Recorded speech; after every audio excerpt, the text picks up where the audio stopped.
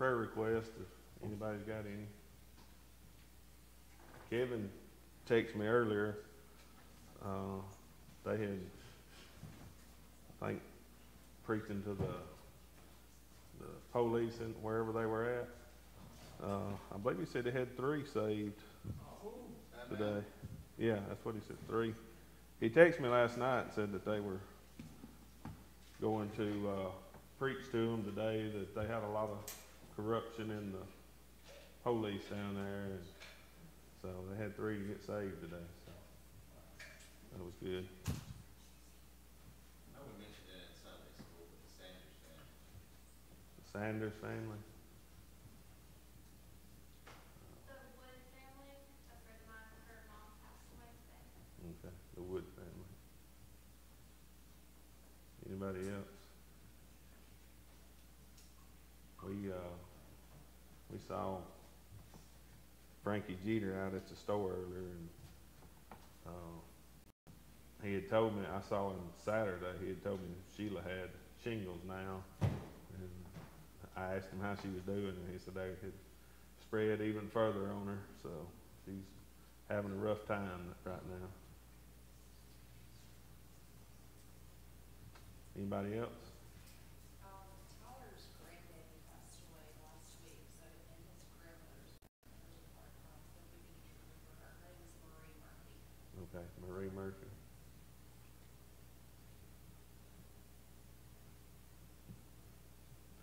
Any unspoken? Okay. Cody, you want to lead us in prayer? Absolutely. Lord, we thank you for today. We thank you for a chance to come together again, Lord, in your house, and just pray that you just fill the room, Lord, with your spirit, Lord, and just talk to each and every one of us. We pray that you just bless Kevin on this trip and the ladies and gentlemen around him that he's working with, Lord, and just continue to touch souls down there. Let him be able to bring word to open hearts and open ears, Lord. And we know you got him down there for a reason, Lord, and you're a mighty God. And we know that you're just going to move mountains with him down there, Lord. We pray it just comes back refreshed with new mindsets and greatness and just preach and stories to tell, Lord. And just keep him safe, God. And we pray that you just bless each and every one of these prayer requests that we have, Lord. You've done, spoken, each and every one that we said and we didn't say, Lord. We know you're a mighty God and you can handle each and every one with your will be done, Lord. Just hold us each one close to you, Lord, as we come to you to get your message tonight. We thank you, Lord, in your name we pray. Amen. Amen. Well, I hope y'all have had a good day, because I have not had one. I've not had a good week, I'll put it that way. Every time I turn around, there's getting a call, something tore up, or it's been something pretty much ever since Kevin asked me to do tonight. So I'm going to blame it on Kevin. But I was, you know, after he asked me, I was kind of thinking on what I wanted to talk about, and I think it kind of hit me in Sunday school Sunday. We mentioned Noah and the ark, and I didn't realize how much today's times kind of parallel with in the days of Noah, you know. So that's kind of what I want to talk about. We're gonna start out in Genesis chapter 6, verses 11 and 12, and then we'll go on through Genesis a little bit, and then we're going to skip over to Matthew chapter 24, if you want to go ahead and mark it. But I don't know, I just, well, I'll just begin reading in 6, verse 11. It says, you know, the earth also was corrupt. Let me mark my other place over here before I can get my notes out. It said, the earth also was corrupt before God, and the earth was filled with violence. And God looked upon the earth, and behold, it was corrupt, for all flesh had corrupted his way upon the earth. You know, that sounds a lot like today, how corrupt our world is. The things going on, the violence that we see every day. We were watching the news last night when we went to bed, and I mean, we hardly ever do that. And there was a guy had on 285. They had found him. He'd wrecked his truck. He'd been shot. You know, they didn't know if he was shot before or after or what. You know exactly what had happened to it, but they're talking to. You know, interviewing people that live in that area, and they're just talking about how bad the violence has gotten, you know. And so, you know, that right here in verse 11, you know, God's talking about how corrupt the earth had become, and how, you know, how violent it was in Noah's day. And so, you know, it's as bad as things are now. You know, God has to look down and say, you know, it's bad. It's just as bad as it's ever been, or probably worse. But you know, it talks over in Matthew. He talks about how the earth is going to, how things are going to come to pass before the rapture of the violence, and the, you know, it's just going to wax worse and worse. So over in chapter 7, then. Verse 11 and 12. It said, in the 600th year of Noah's life, in the 2nd month, the 17th day of the month, the same day were all the fountains of the great deep broken up, and the windows of heaven were open. And the rain was upon the earth 40 days and 40 nights. So, you know, it talks about in Noah's day when God tells him to build the ark, you know, I'm sure people were just walking by laughing at him, you know, this man's crazy. And it hadn't rained well, it had never rained at that time, or they had never seen rain. And, you know, it talks about how he starts building this ark. Well, then that, you know, in today's time, you look at us, you know, the Christian people, and how we're made fun of because we come to church and we try to live right, and we're talking about the coming of Jesus coming again. You know, and people make fun of us for, you know, looking for him coming. And I mean, you take a kid now that if he goes to school and takes his Bible to school with him and tries to, you know, be a good kid and not, you know, not go along with society and what all the kids are doing, and you know, he's pretty much persecuted in school because of what he's doing. You know, he's trying to live right, and you know, called the holy roller, and what, you know, no telling what else. You know, that was the same way back in Noah's day. Those people were talking about, you know, how crazy he was for building an ark. For over 100 years, he worked on this ark, you know, and I'm sure people walked by and said, you know, Granddaddy, who is that? And, oh, that's some crazy old man. He's been working on that boat for over 100 years or 50 years, you know. Ever since I was born, that man's been working on that boat.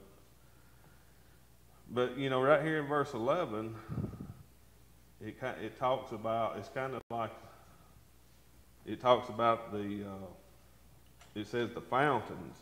And I never realized this till I got to studying. You know, we always thought the rains came and it's what fills the earth up with water. But this says that, you know, it released the fountains in the ground. So water came up out of the ground also on top of the rain. You know, it rained for 40 days and 40 nights. So, you know, as that boat started, or that water started, I don't know, maybe knee deep or waist deep, people might have started thinking, you know, hey, this man might be something to this boat, you know. He might know a little more than we think he does. Uh, so, you know, and that's the way it's going to be with us one day.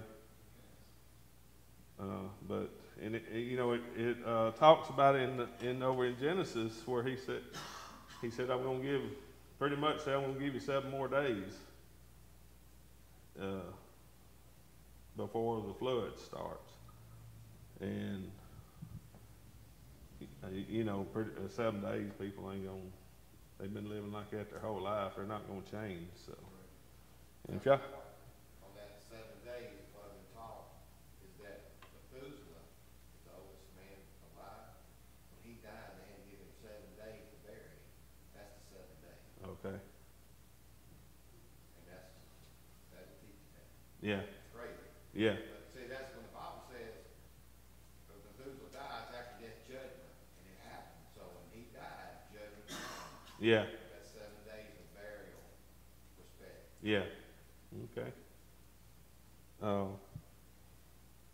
But in verse 16 it says, and if y'all have anything, you know, y'all let y'all speak up, because verse 16 it said, and they that went in male and female of all flesh, as God had commanded him, and the Lord shut him in.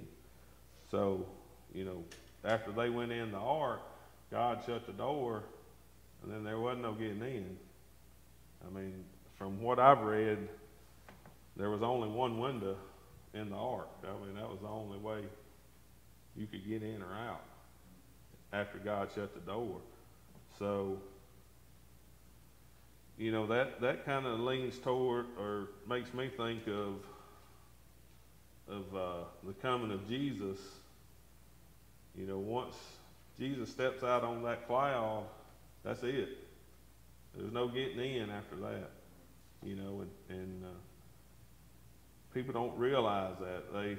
We talk about what we're going to do, you know, today and tomorrow, but tomorrow's never promised. And I mean, if Jesus stepped out on that cloud right now, you know, where would you be? There's going to be a lot of people lost because, you know, that's what we've heard our whole life is Jesus coming back, Jesus coming back. And, I mean, all I know is we're closer today than we were yesterday. Because it says, you know, no man knows the time or the day.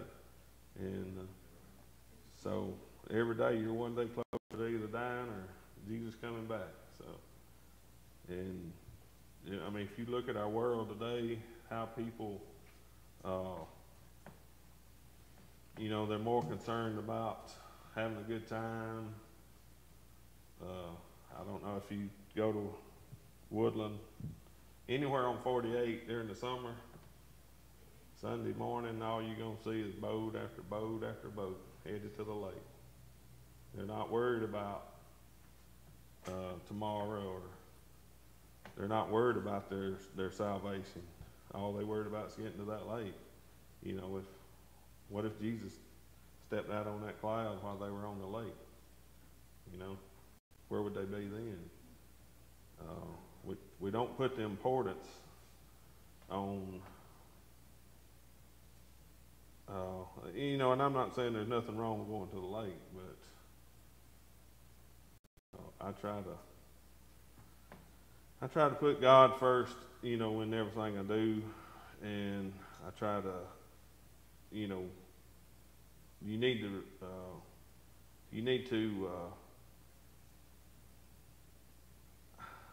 I don't know how to say this, but every day of the week, you know, you need to be living for God, not just on Sunday, but on Sunday I'm going to come to church, you know. And there's nothing wrong if you go on vacation and, you know, miss a Sunday. That ain't the end of the world. But when you choosing, you know, Sunday after Sunday to go to the lake or go play ball, I mean, I don't know. That's just my personal opinion. This travel ball is, I don't know. I better just hush. But It all gets presented so pretty. yeah, that's right. It just gets presented so pretty. So Yeah. And, I mean, that's just how it's been since the beginning of time. Every single sin is just so tempting and so pretty. And, you know, if you drop your guard and you get yourself allowed and get involved with it, and, you know, sometimes that comes with, happiness, because you see people around you happy, and so you think you gotta be doing right, you gotta be doing good, but again, it's, that sounds good in that, remember in Sunday school, that little red area Yeah. on the road, that sounds real good in that red area. Yeah. And I know not everybody else knows what we're talking about, but Yeah. it was the rest of that road. Yeah. What is it gonna mean then? Yeah. It's not.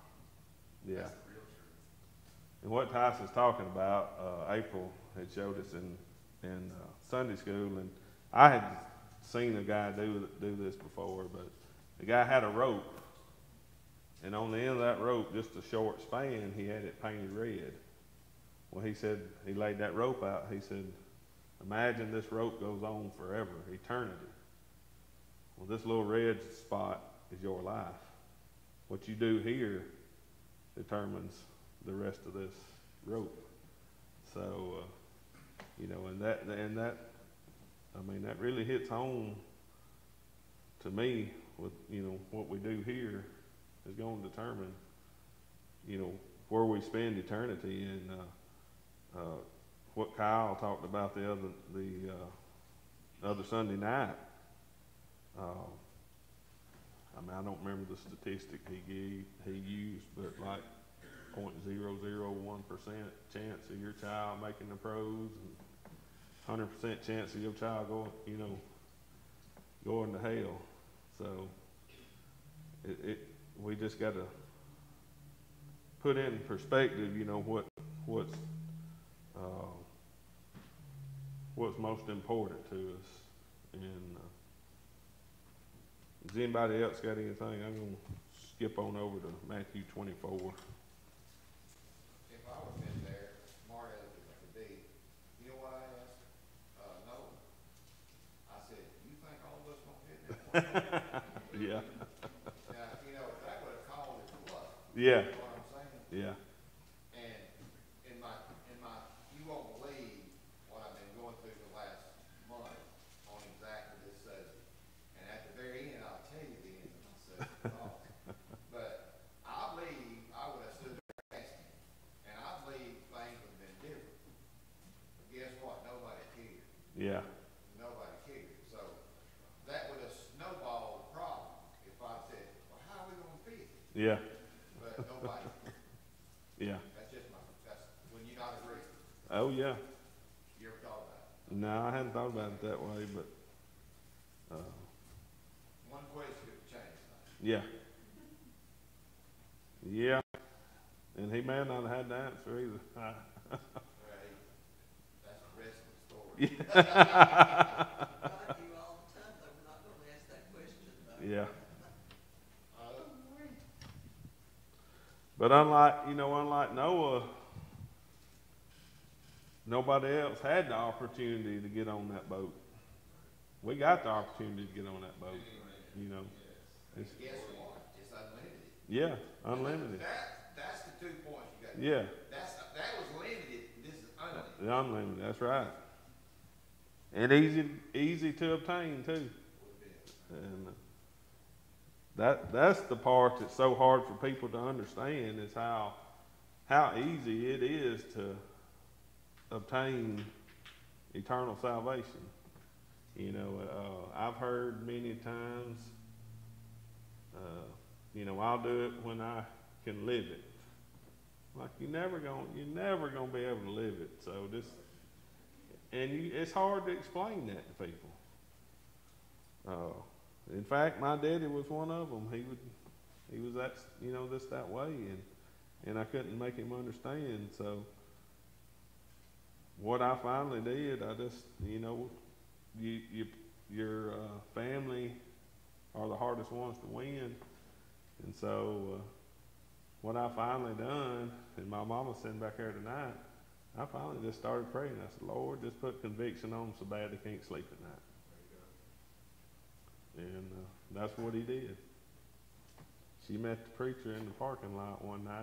I can't go no further. I got to get something done. And then just a little while later, my daddy did the same thing. He called the preacher and told him, said, come to the house this evening. He told him, said, I can't go no further. So, just the power of prayer. I tried to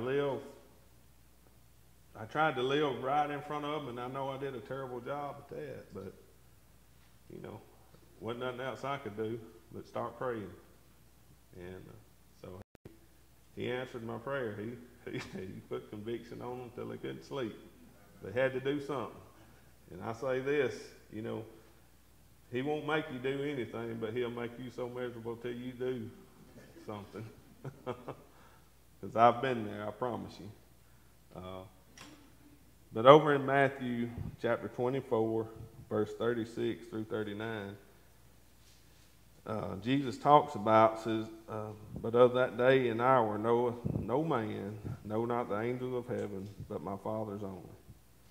But as the days of Noah were, so shall also the coming of the Son of Man be.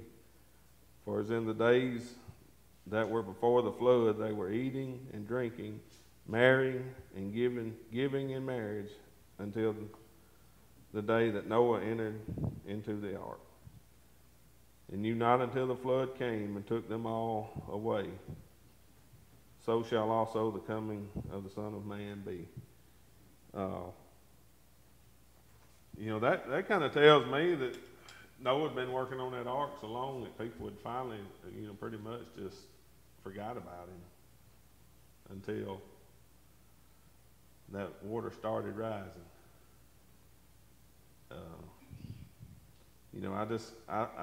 I think about it. Just how deep did it get before somebody started thinking about that ark?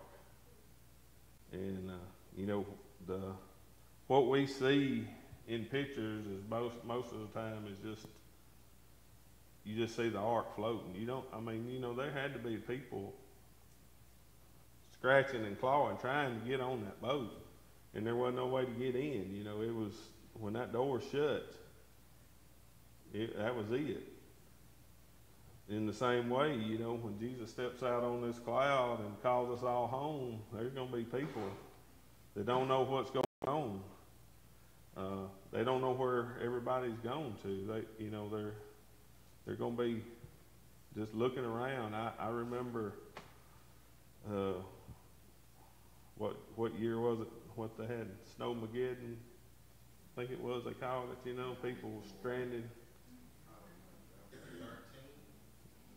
14, 15, somewhere around there. People were stranded. There was cars just sitting on the side of the road everywhere. And when I went by, I thought about that, I said, it's going to be what the rapture is going to be like. It's just going to be empty cars sitting everywhere on the side of the road. People's going to be wondering where everybody went. There were cars that sat there for days before they came back and got them.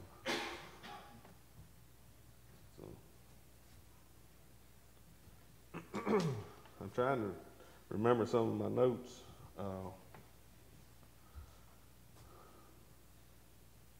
But like I said, we've always heard that Christ is coming, and I think we kind of take that for granted at a certain extent, because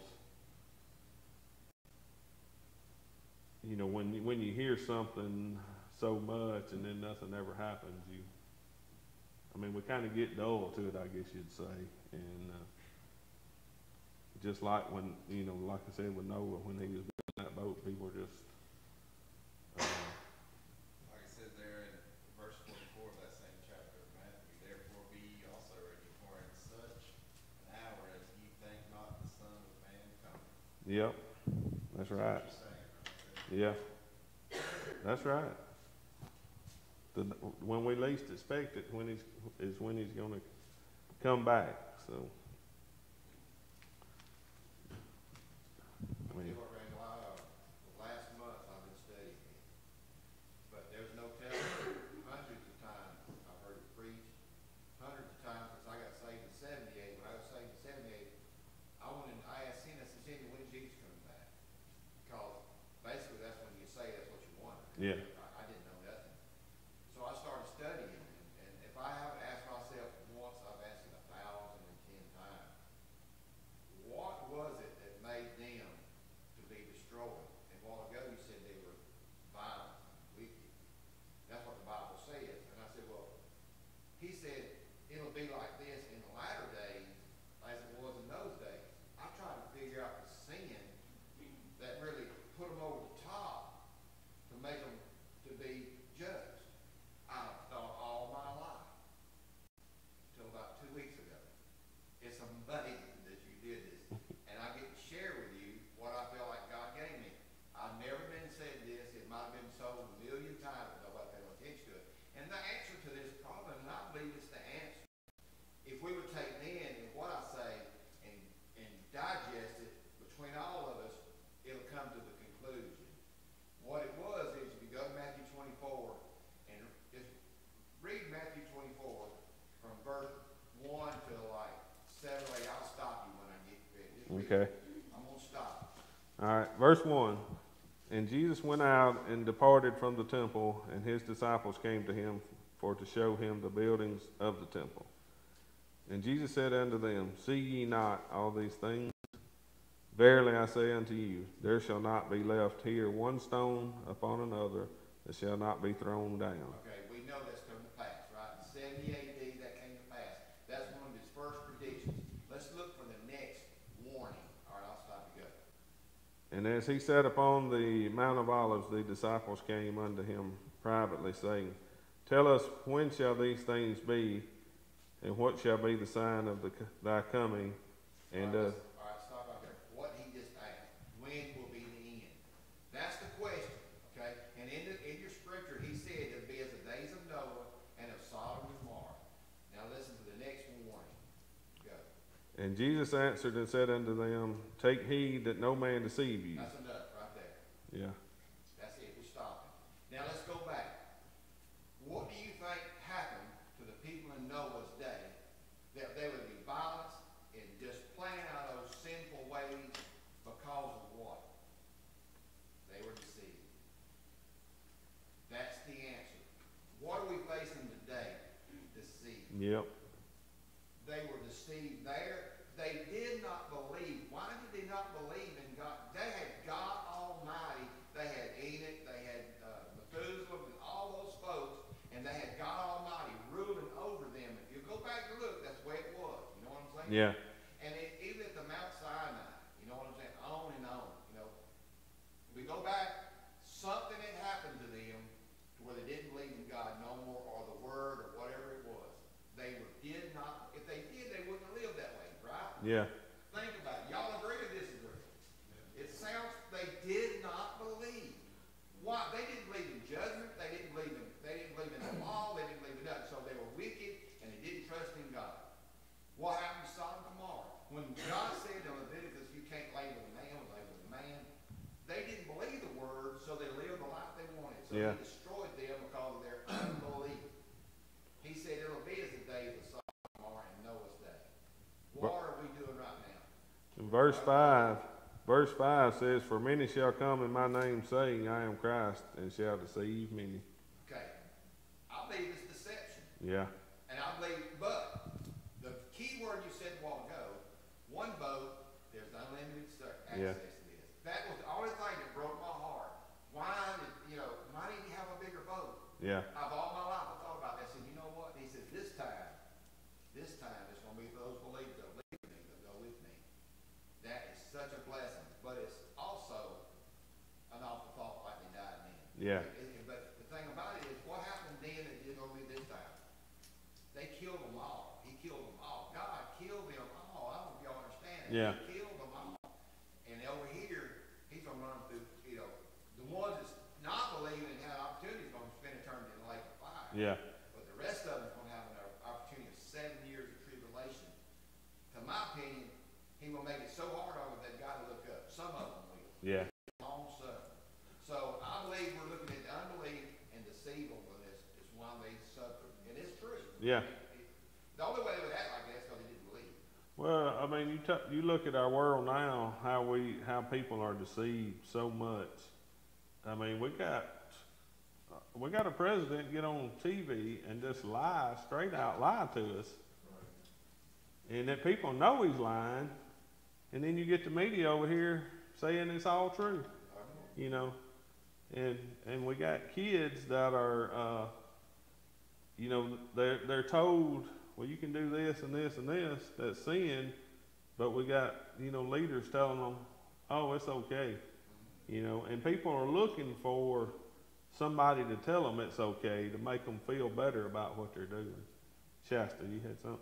Well, I was just reading down in the footnotes in our Bible, and it says the last generation, like the one of Noah's day, was a pleasure-oriented and self-gratifying time.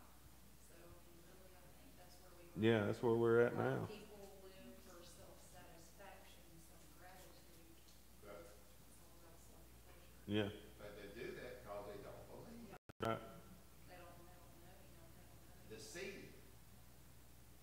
It goes on, you know. Yeah. I was talking to a patient today, we talked about this very thing, it's funny you're preaching on it tonight, what we were talking about, the way the world is, and, you think this has gotta be the worst the world's ever been, but then you look back to the days of Noah, and there was no one righteous except just his family. You know, at least now we still have other righteous people, so the world was even worse, and then you look at, Sodom and Gomorrah, and he asked if there be 50 righteous, and he had to if there be 10 Yeah. righteous, and only Lot's family were the only righteous. And you see, as you know, when you look at before the flood, a couple thousand years, how bad humanity got. Well, now here we are, a couple thousand years past the flood, and the longer the world goes on, the worse it is going to get. We see that from history and with Noah and Sodom and Gomorrah. And I used to just think when I read the passage about narrow is the gate that leads to heaven, but broad is the gate that leads to hell, that would just bother me so bad, because I think there's a lot of Christians still, but then when you look, all those people went through the wide gate. Yeah. You know, there were only a few that were saved, and the longer we go on, the worse it's going to get. You know, but people have always been evil, because we look now and say, God, people are so evil. But we can just see it more. We have TV, we have social media, but they've always, because Satan is a deceiver. He is the father of lies, and this is his work. He's the prince of this world. And, that's why one day the Lord's going to give us a new heaven and a new earth, because God gave this earth to Satan. And so we are not supposed to cling on, and that's what we do. It's all about, like Shasta just read, it's about our self-gratification and how we just cling to worldly things. And we're foreigners here. This is a foreign land to us. And as people get older, they say, I'm homesick for heaven. And I used to think I get homesick easy after 3 days on vacation. I just want to go home. But this really is my home. Yeah. And I can see now as I get older how you long for heaven. And it's like, how do I long for a place I've never even been? But that's our home. And this is not. And so we're supposed to act and live as foreigners here, but we don't. We cling to worldly things. And I'm guilty too, and it's a daily battle. And but then when you look and you think the world's in a worse shape than it's ever been, I think evil's been here and it's been just as bad as it is now. And unfortunately, the longer we go, the worse it's going to get. Yeah. And unless we have a revival, there's always a chance of a revival, and I pray that happens. But if we had that conversation at work today about how the world was. And Yeah. the days of Noah. I mean, do y'all think that, I don't know, 50, 60 years ago, the world was more evil than it is now? I don't think so. I think there was more respect for, people had for one another, for their neighbor. They helped their neighbor out. And I mean, we around here, we know, people know about everybody, and if you need help, somebody help you. But you get in these bigger cities, they don't know their neighbor, or or wouldn't help them, scared to help them. A lot of times, you know, that's. I mean, you hear, listen to the news. You know, Chicago is killing. I mean, there's 30, 40, 50 people killed every weekend in Chicago. Well, I think that they, I don't know, it's like they, and I know it's the devil, but it's like the game's been up and they have targeted the things that kept families close, they've targeted things that kept communities close, they've targeted the things that, you know, the way neighborhoods were.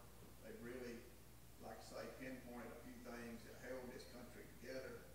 And I can't speak for the rest of the world, I mean, just in the United States, and we're in a place where we still see a lot of that, but you get just a little ways out, and it's creeping in, but they have really targeted, and the devil is at the center of it, but he's really targeted things like the nuclear family, and like communities, and like churches, and then the media.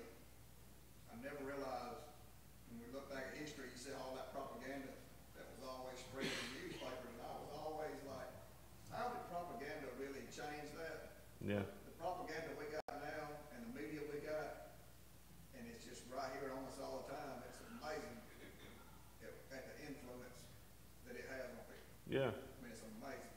And you know, there's people that believe everything the media says. If they say it, you know, that's the gospel. But you let, I mean, if you let a right-wing media get up and present the gospel, oh, that's a lie. You know, it's like, I don't know, people's just so easily deceived, like Ever was talking about, that, you know, it doesn't take much for them to go astray. And I don't know, it's. Hey, Randall, I've seen this over the past probably 15, 20 years. It's getting worse and worse. Through the drugs, and now it's got into fentanyl. People putting fentanyl in the, you know, in people's stuff that's killing them. And they say it's coming from China, it's coming from Mexico. And here we go with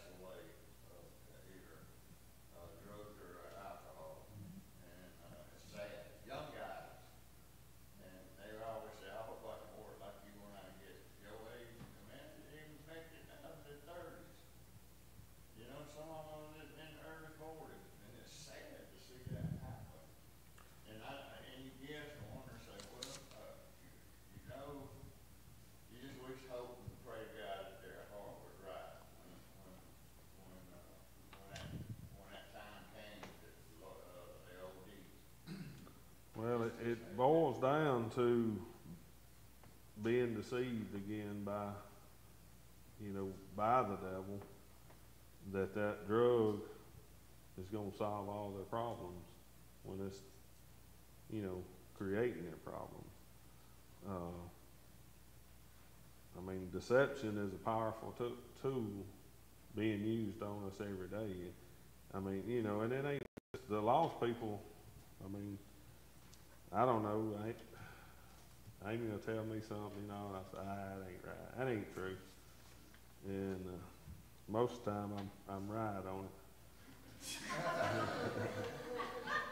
She's gullible, if y'all don't know that.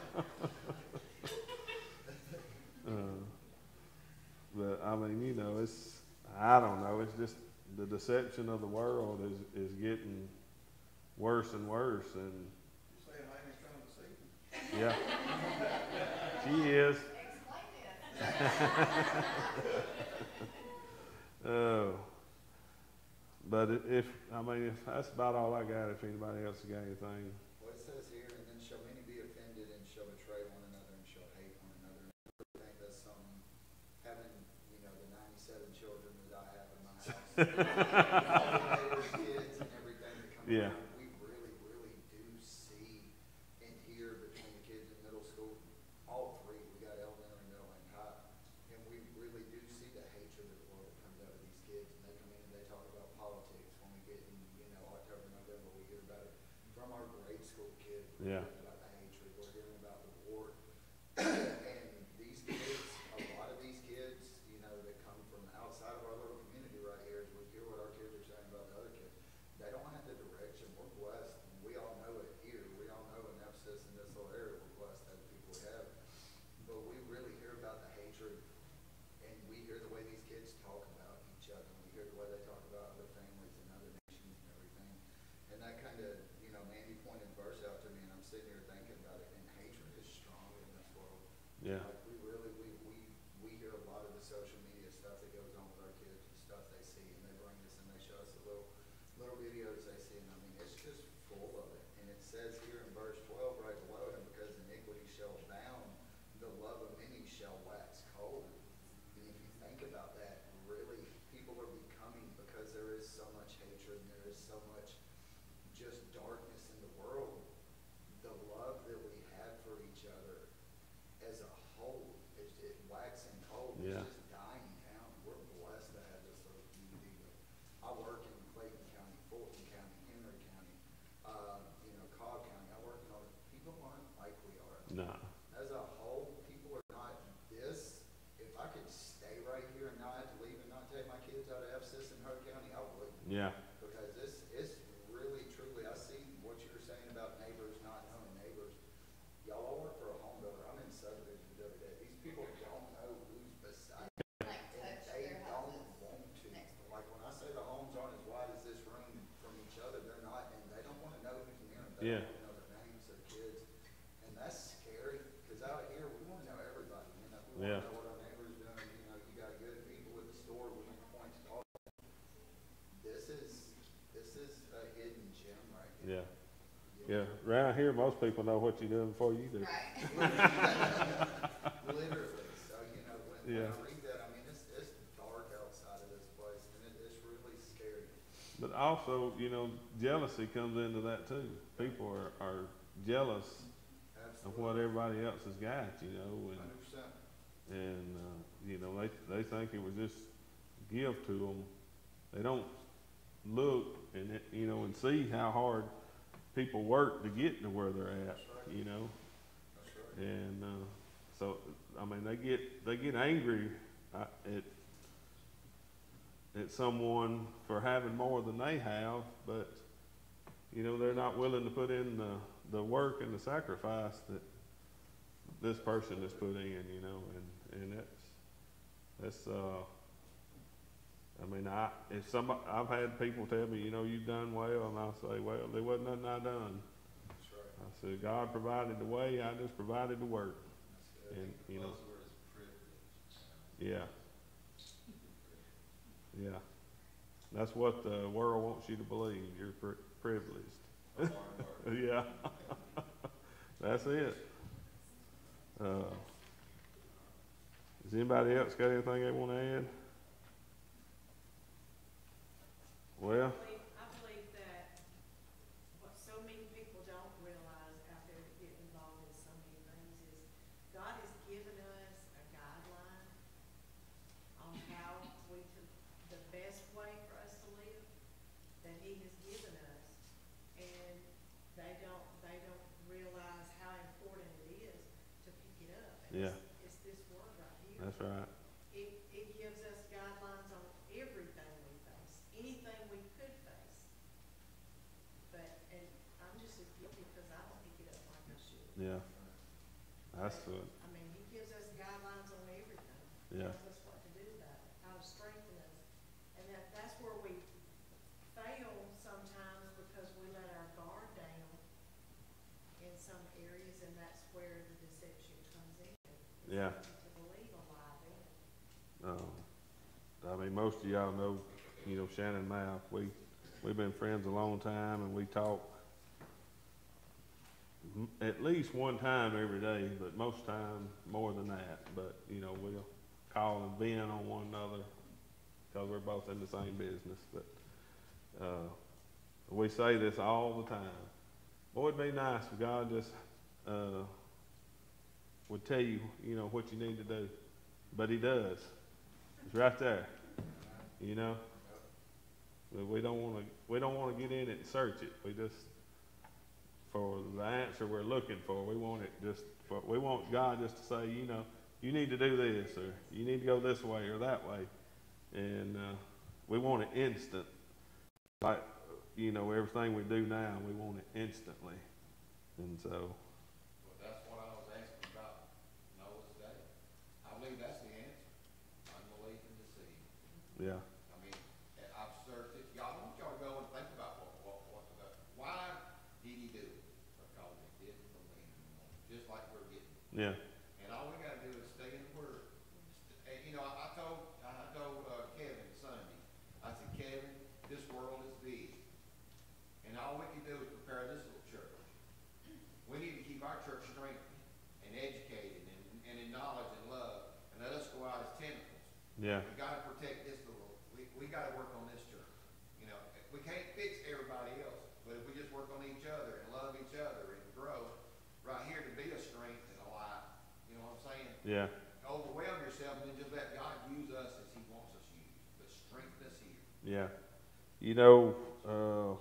It talks about Moses when he went up on the mountain and they made the golden calf to worship. I mean, if you read into that, God was fixing to kill all of them right then. Moses interceded for them and begged him not to, but I mean, he was done had enough. He was about to, wipe them out. And if there's anybody, I feel like if there's anybody that should have been, I would say, the most faithful people ever, it should have been the children of Israel. For everything that they saw him do for them, and in the blink of an eye, they would just go back to their old ways and unbelief. And so, but I mean, if y'all have anything else, That's why they had to die before they got to the promised land. that's right. They just couldn't get it right, and I don't know.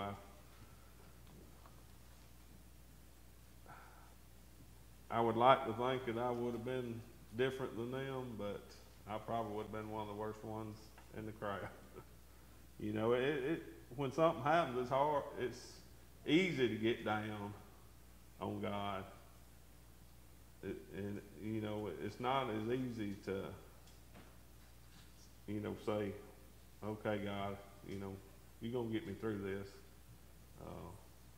and come out on the other side. But we want to be on the other side instantly.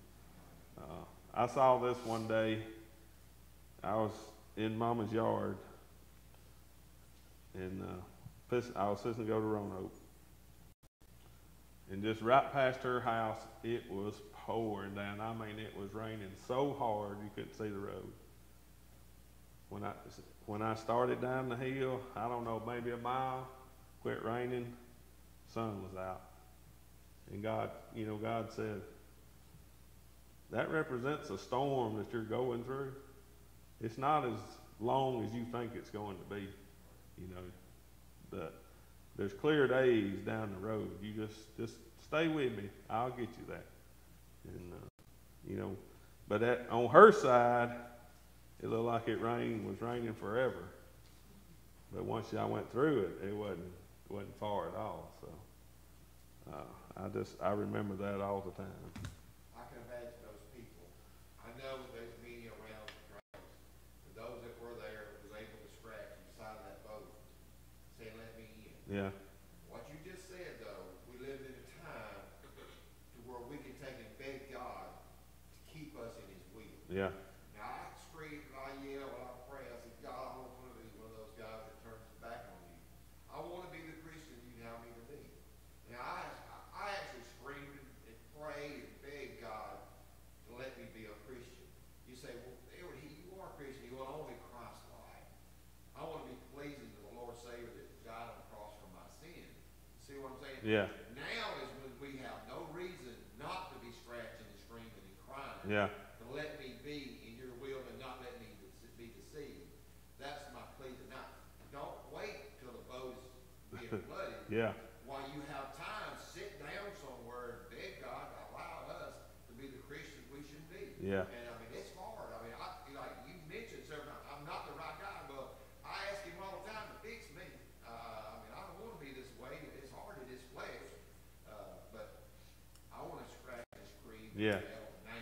Don't wait till the water gets neck deep. That's right. if you have a problem, and I do have problems, that's why I'm scratching. Yeah, I don't want to be in the last days. He said there'll be a great fall on the way. I don't want to be the one to fall. Yeah. He's telling us we're going to do that, so don't do it. yeah. Pray for help. Be mindful of it. Yeah, pray for Yeah. help.